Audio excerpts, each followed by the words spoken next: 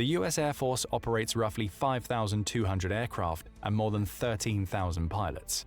Out of those aircraft, roughly 1,500 are fighter jets, with multi-role F-16Cs making up 700. Just how massive is the US military, especially when compared to other world powers? Let's start with some basic figures to give you a sense of the sheer scale at which the US military operates. Altogether, the US military has roughly 1.3 million active personnel, putting it in either third or fourth place in terms of the largest militaries. The first two spots, China and India, should be a given, considering that they have roughly triple the population of the US. Russia has roughly the same number of active military personnel, but its military numbers have significantly changed from one year to the next, especially as global geopolitics saw Russia distance itself from NATO. When comparing the size of the US military with that of China and India, a clear pattern emerges. China, a country with a population of roughly 1.41 billion, with a B, has roughly 2.03 million active personnel in its military. India… Actually, just before we go on, I know Americans are very patriotic. That's one thing. You guys care a lot about your country and you would fight for your country. I've seen videos, I've seen loads of stuff showing how much you guys care. You guys are always flying the flag, which is good. I feel like it's absolutely good. If you live in a country and you're from that country, you should be proud of that country. So yeah, I just want to get that out there. And 2 million. So wait, India has 1.3 billion people, but 2 million active personnel. You would have thought it'd be more. Because America has 1.something million active personnel, and I'm sure America's population is like 300 million or 350. Let's find out. I'm chatting shite. Just let you know, I grew up in Ireland. I live in Birmingham. I live in the UK right now, so this is shocking. All this amount of people is shocking. In the UK alone, I think there's about 65 million people in the UK. So that's just 1 billion. That's a lot. That's crazy. Let's continue. With a slightly higher population, estimated at 1.42 billion, has 1.45 million active personnel. And then there's the US, with a population of just 336 million. Even at a glance, the population metrics suggest that the US is much more militarized compared to China and India, considering that its ratio of active personnel to population is almost triple the size. Of course, these are all figures from 2024, although the numbers, or rather the relative differences between them, haven't changed much over the past decade. But perhaps the mind-blowing scale of the US military is more evident in the fact that the US military is by far the biggest spender among the world's veritable superpowers. In fact, if you look at the biggest military budgets, the US military accounts for 40% of the entire world's military budget for national armies. That's 2/5 of the money the world spends on national defense, all wrapped up in the US military.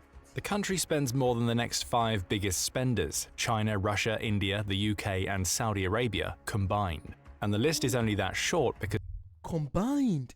Because I know the UK spends a lot, but I never knew it'd be that way more than America, be way more than the UK. I'm so happy. I'm so happy we are allies. That the UK and the United States are allies. Thank God. I'm so happy. I'm so happy. In case anything goes wrong. We love you guys. We love you Americans. I love you guys so much.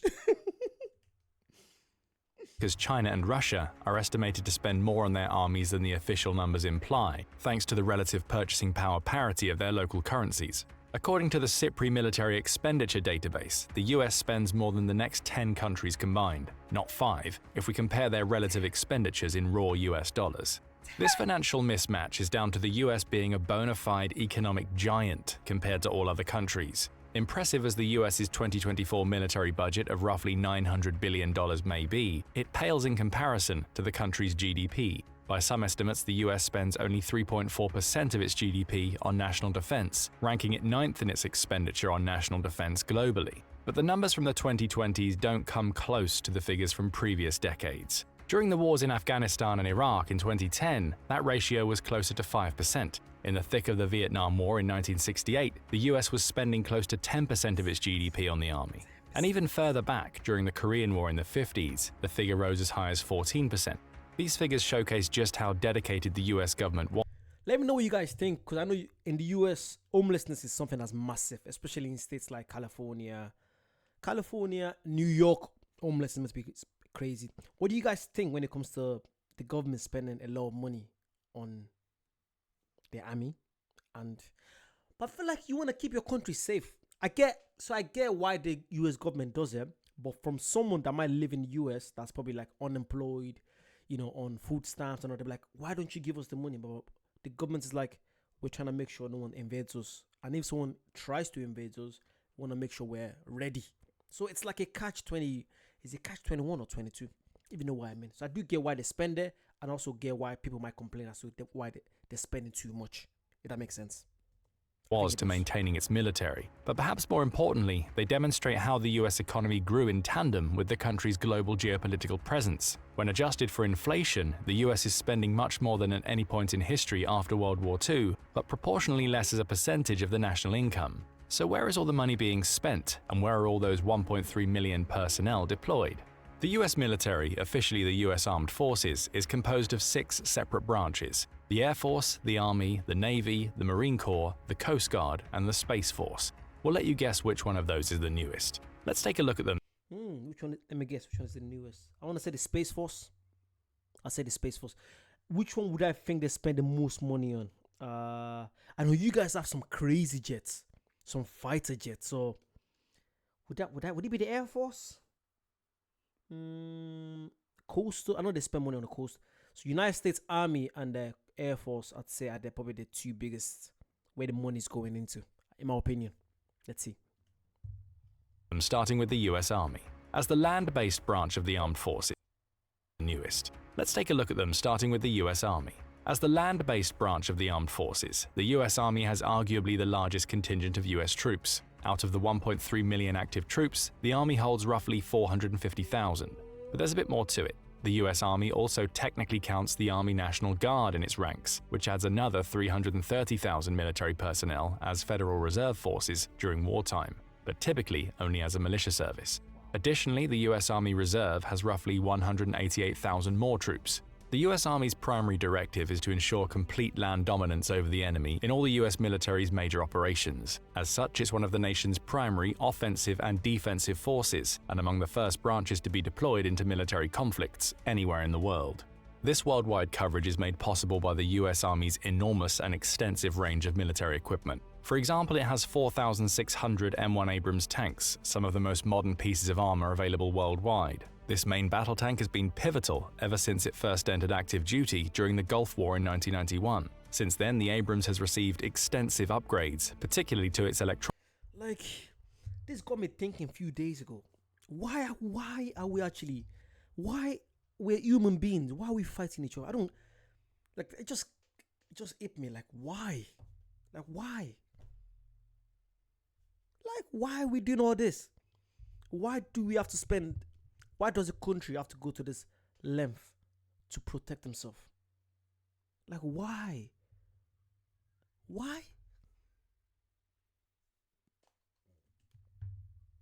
Electronic system. These enhancements have made it even more useful in modern, cybernetic-orientated warfare dominated by drones and long-distance communication. The US Marine Corps has discontinued use of the M1 for reasons that have nothing to do with the proven effectiveness of the tank, as we'll discover later on. But for now, that leaves the US Army as the only branch of the military making prodigious use of this mean machine. Two of the greatest strengths of the M1 Abrams tank are its cost efficiency and versatility. No other tank manufacturer in the world has managed to create a tank with the same or better specifications across the board that can deliver the same bang for your buck. Although in the case of the M1 Abrams, perhaps it would be more accurate to call it boom for your buck. The M1 is so effective that the US scrapped the Future Combat Systems XM1202 program, which was designed to create a better version of the tank and pair it with similar infantry support vehicles, howitzers, and armored personnel carriers. Instead, the US has opted to use the distinct platforms for the role due to tanks and drones being largely self-sufficient in modern combat. The M1 Abrams has also shown its worth in the Russo-Ukrainian war, squaring up to its Russian counterpart, the T-90. The stats for the T-90 are more precise. Actually, quick question. So, whatever company makes all this, machinery, especially this one right here, are they making it for different countries or just for one country? Because it would make no sense it makes no sense to me personally for a manufacturer to be selling weapons to 4 or 5 different countries at the same time. That's crazy. You'd think the country would make their own weapons. I think that's what North Korea does. You wouldn't see North Korea buying stuff off Airbus or whatever company is there. It would make no sense to them. Why would you trust an enemy and someone that's not an ally? Why would you trust and a manufacturer from that country to make weapons for you. That makes sense. Is it common for this to happen? Is it the country making their own weapons, or are they giving it to manufacturers overseas to make it for them? Let me know. I'm really intrigued. I want to know. It might sound stupid. I'd rather be stupid and know. It's good to be stupid. Thank you. Precisely, the alarming rate at which the Russians have been losing them demonstrate the reliability of the US-made tanks by comparison. It could conceivably become a fairer fight in the future, as Russia has actually put into motion designs that should theoretically replace its T-90 main battle tanks with the more formidable T-14 Armata. However, while the initial platform to manufacture the Armatas was launched in 2010, the tanks have yet to see the light of day nearly 15 years later.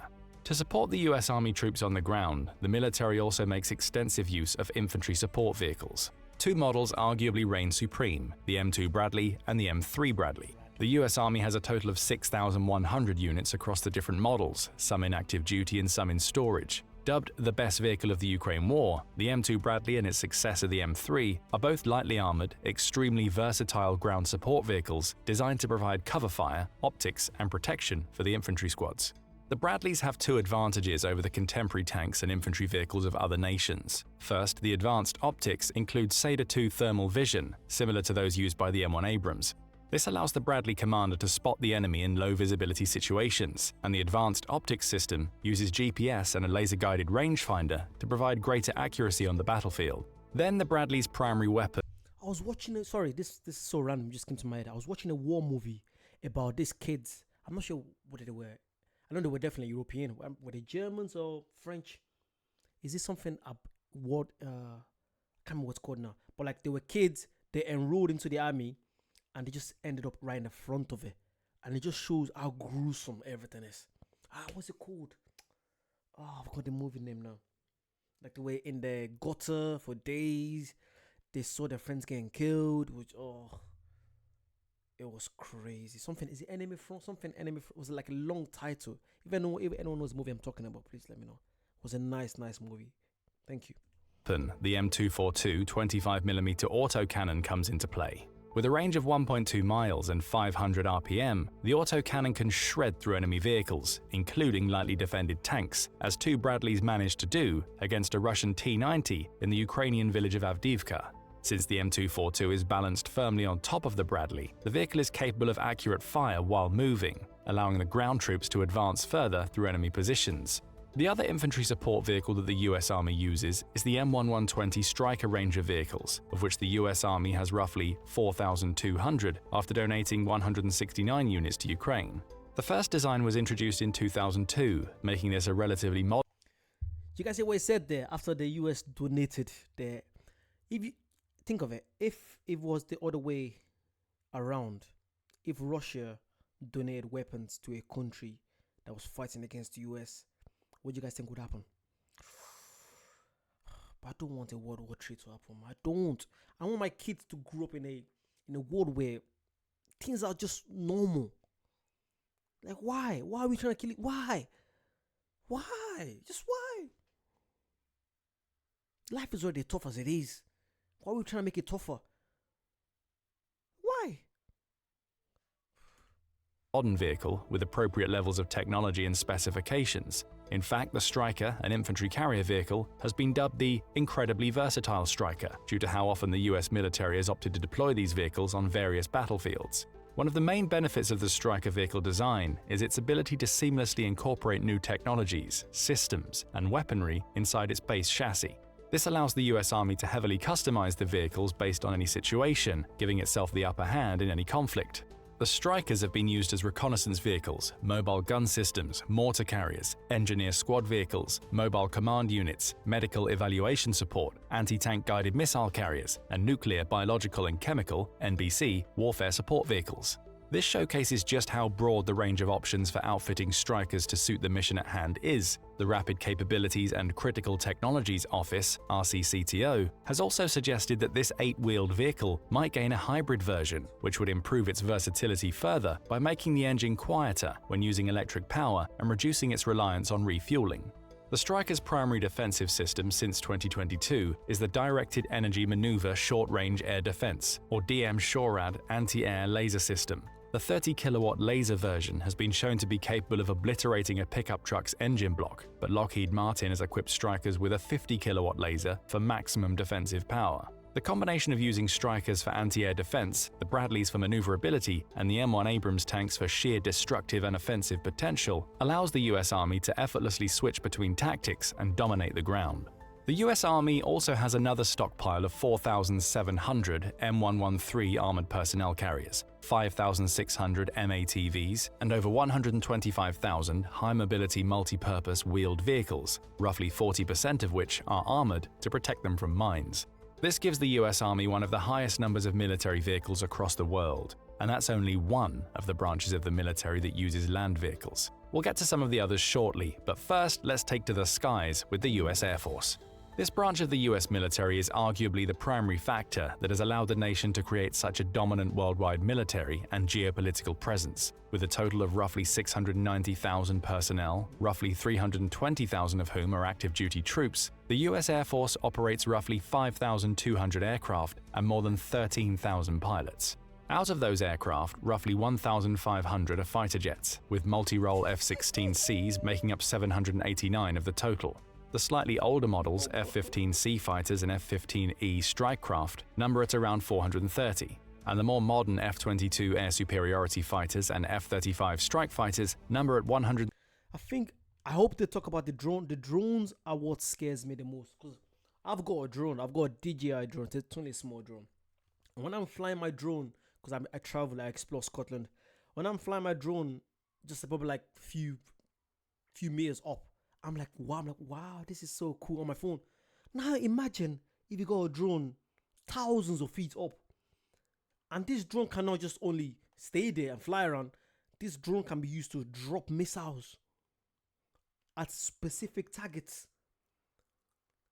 This drone lock onto a target, and I feel like there's some drones that it doesn't matter if the target is moving, it's gonna move with the target until it gets.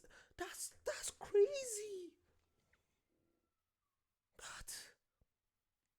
That's mad. Wow. I could be wrong. Let me know. Am I right about the drones? Well, I think I've seen some videos that's what they do, some of these drones. And I feel like we don't even know the full effect of this drone. We don't even know what the drone is capable of. We only get snippets of it. There's new technology coming out every single day. I feel like we're probably like 2-3 years behind. So whenever they launch something new, they tell us like 4 or 5 years after, when it's already been upgraded. So when enemies probably feel like, oh yeah, no, we know what they're using, but you probably don't. They got new technology now. Technology.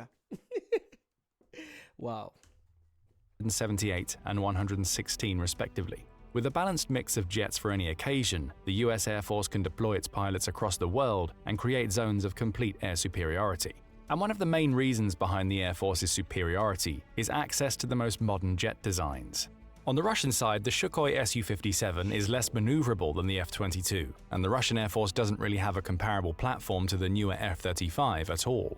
This is evidenced by the fact that Russia has been vehemently against Ukraine receiving any donations from NATO in the form of the F-16s, which would endanger Russia's efforts to achieve air superiority not just within Ukraine, but within its own borders too. The F-35 was designed to be one of the most versatile fighter jets ever built, with several possible configurations of weapons and missile loads for different missions. The stealth design utilizes 4 air-to-ground smart bombs, or air-to-air missiles, while the Beast mode loads the aircraft up with up to 16 missiles for maximum offensive power.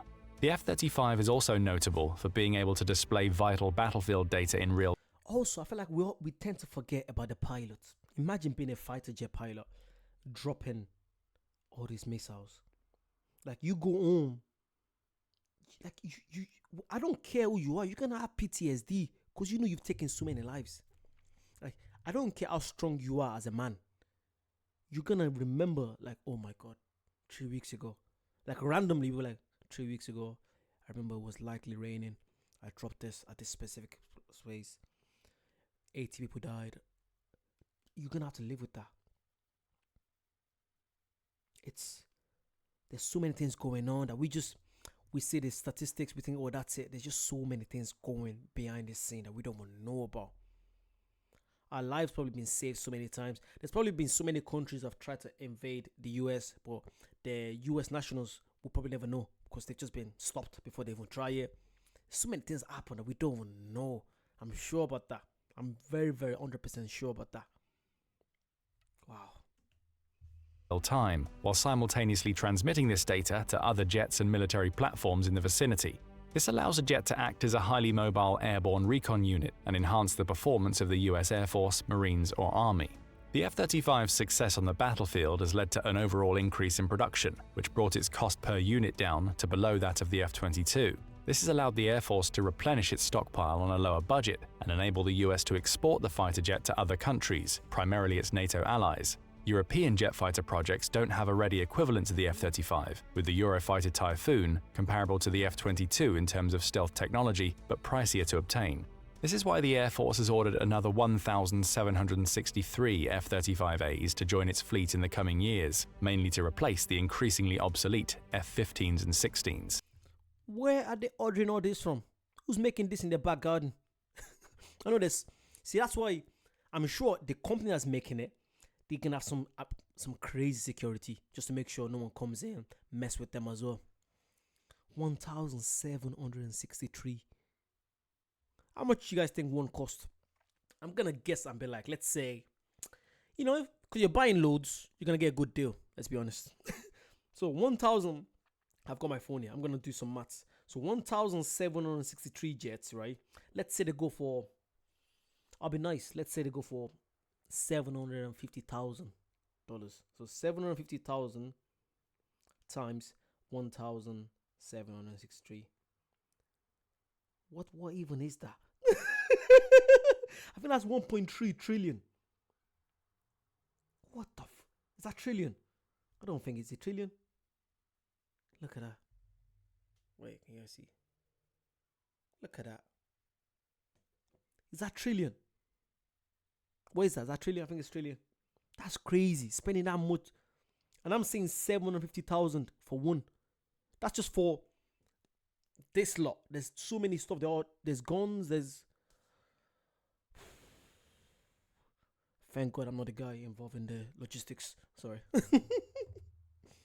What makes the US Air Force, and to an extent the Marine Corps, so successful and noteworthy is their vast array of transport aircraft. With 213 helicopters and 677 transport jets, the US Air Force can mount an air presence and deliver American troops to far-off corners of the Earth with minimal effort. When combined with the other branches of the US military, the US has roughly 5,700 helicopters at its disposal, the biggest helicopter arsenal in the world. By comparison, Russia, in second place, only has 1,547 helicopters. Do you guys wait? Where are we getting all these stats from? Are these actually real stats?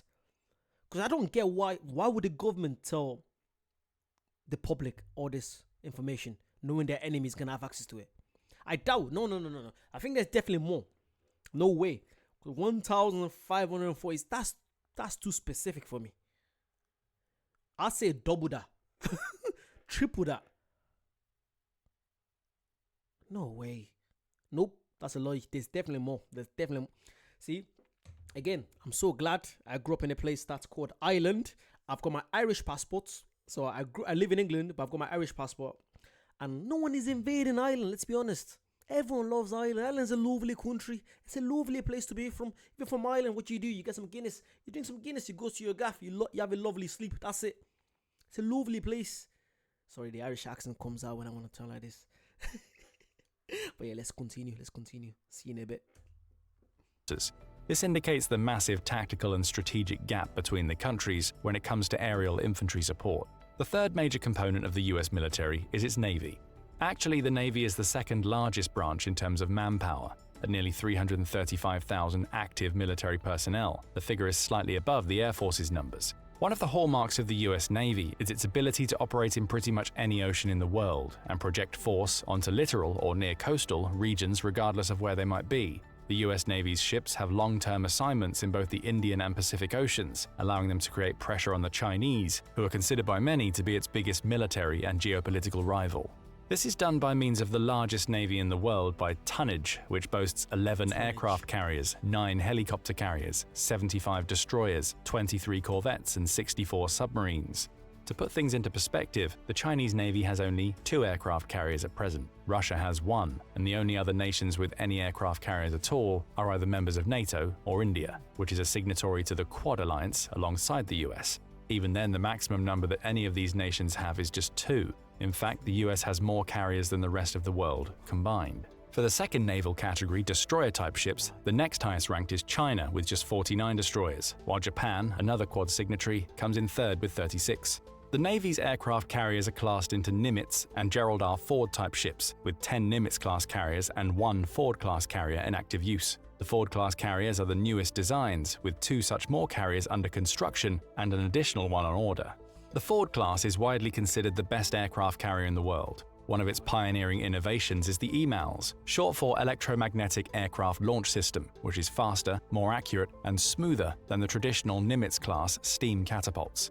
According to the Navy's estimates, the new system should increase sortie generation, or the number of flights that can be conducted from the carrier per day, by 33%. Combined with multi-role fighter jets acting as veritable recon units, the Navy and Air Force can team up to generate vital information, transmit it to other troops, and take down vital targets from far away. No other nation comes close in this regard.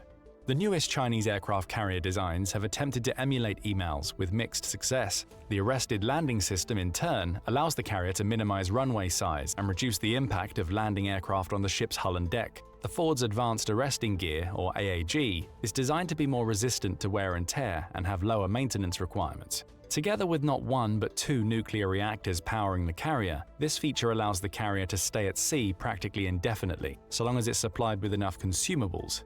This is further helped by advancements in operating technology that have reduced crew requirements by up to 20% compared to the Nimitz. But despite the reduced crew size, the carrier is physically big. So it's pretty much an airport in the sea. Which is what do you call it? A seaport. Sorry. But it's so crazy. So they've got like their own thing going on there. What a massive logistic problem. How many planes? They probably got like, they got a few helicopters on there. They got a few fighter jets on there. You got so many people working on that. And it says it can stay in the sea indefinitely. So it doesn't have to come. But oh my God. We don't even realize this is going on.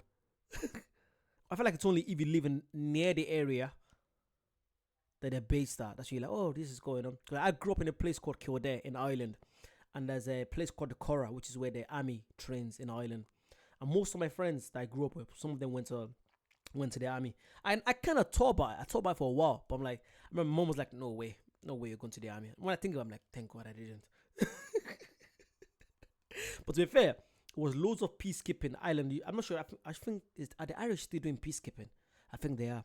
Back then, I feel like you have to have a reason to be doing it.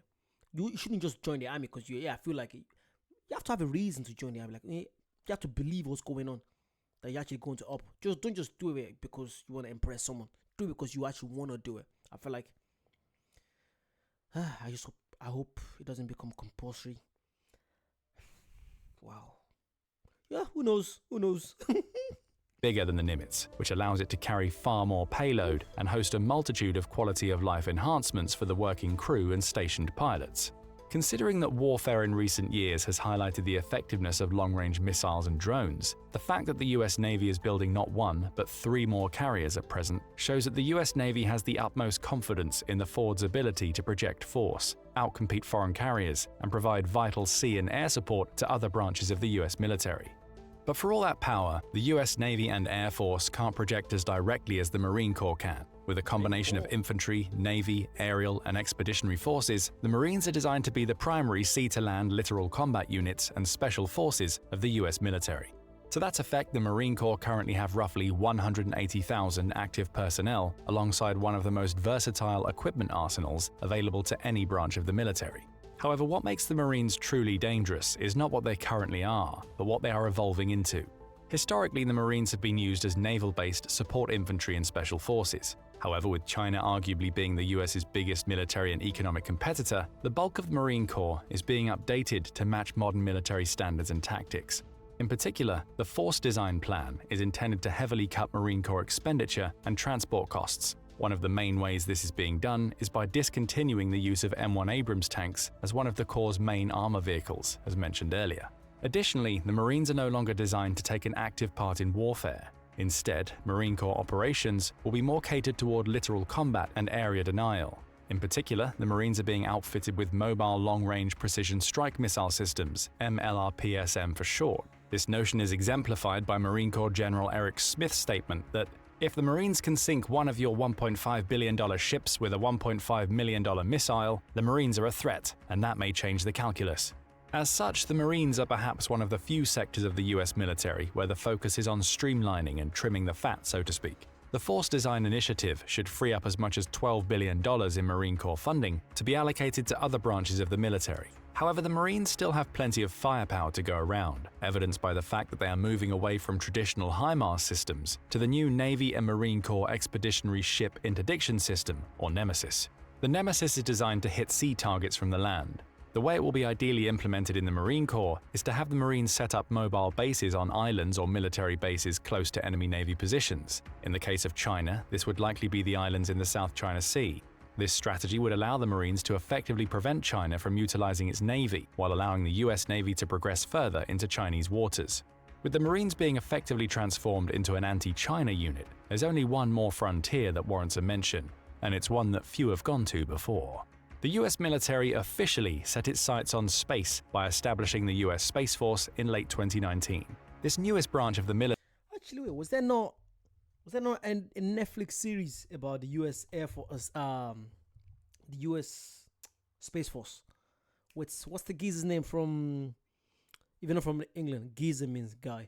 What's the guy's name from, whatchamacallit? What's that place called? What's that TV show called again? The Office, the American Office. What's his name? The guy from there, it was part of that show. So yeah, let me know if the guy's not that show. Military is not designed to fight aliens, at least not yet, but to protect the US satellites orbiting Earth. The US currently operates about 250 military satellites, roughly half of all military satellites in orbit. These satellites are primarily designed to provide vital recon and pass the information gleaned to the other branches of the military. Therefore, the establishment of the first Space Force in the world showcases the US military's commitment to staying above other armies, in this case quite literally, in terms of providing the military with a global outreach. The Space Force is the smallest branch of the military, with only 8,941 active service members and 16,000 total personnel. One of the force's key assets is the unmanned Boeing X-37B spaceplane. It's a plane that launches vertically with the help of a rocket, like a space shuttle, delivers a payload into Earth's orbit, then cruises back to Earth and lands on a runway. The X-37B is too small to be a weapon-bearing plane, but it's most likely going to be effective at tuning both existing and future satellites to more advanced stealth technology and upgrading the Space Force's protocols to ensure the US military is ready for newcomers to the space race. Speaking of the newest branch of the US military, how is it that it's growing at such a rate in the first place? Well, it isn't really. In fact, the US military has been shrinking for decades, and a big part of the reason is a lack of new recruits. The number of new recruits who go through boot camp has dropped by nearly 40% since 1987. In recent years, the US military has actually failed to achieve its recruitment targets, missing them by as much as 10,000 to 15,000 recruits per year, or roughly 20% of the total number of recruits. This trend is similar in most Western countries. One of the main reasons why this might be worrying for the US military is that the country doesn't have mandatory military service. While the US Congress can technically announce a draft, there hasn't been one since 1973, over 50 years ago.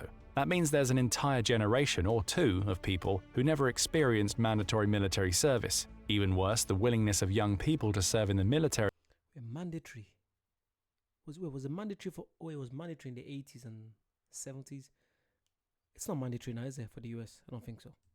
Seems to be at an all-time low. According to polls conducted by the Pentagon, less than 10% of people between 16 and 21 years of age expressed an interest in serving. Today, nearly 80% of new recruits come from families of military officers and service members, so the US military has effectively become a family business. But does this mean the US military is on the decline? Probably not. Despite the difficulties in achieving recruitment targets, the US military still remains by far the most advanced military in the world and is taking steps to convert the issue into an advantage. Vital branches of the force like the Marines have already started to plan for downsizing, new carriers have lowered crew requirements, and unmanned drone warfare is changing the way modern military conflicts are fought. These developments indicate that the US military plans to rely more on technology than people to power its offensive and defensive forces in the future. And in an era where the US is allied with most of the top 10 militaries in the world through NATO or the Quad, the US military doesn't need to maintain a full monopoly on military power to the same extent as before. It merely has to keep its allies close and enemies like China and Russia firmly behind the technological curve, as it's been doing successfully for decades. But what do you think? What do you predict will happen to the US military? It's just crazy. It's just the amount of money that's been spent on it. But you do understand why they're spending it, because they're getting ready. They don't want to be in a situation where a war starts and they don't have the right weapons, as to say. But yeah, let me know, do you guys have anyone in your family that's in the army? Would you ever join the military? What do you guys think of in general? For me, it's something that I wouldn't say, yeah, I want to join the army, but you never know. You never know. I'm not against it. I'm not for it. I'm just right on the fence. So yeah, let me know what you guys think about that. If you guys want to see more stuff like this, comment down below and I'll see you soon. Bye bye.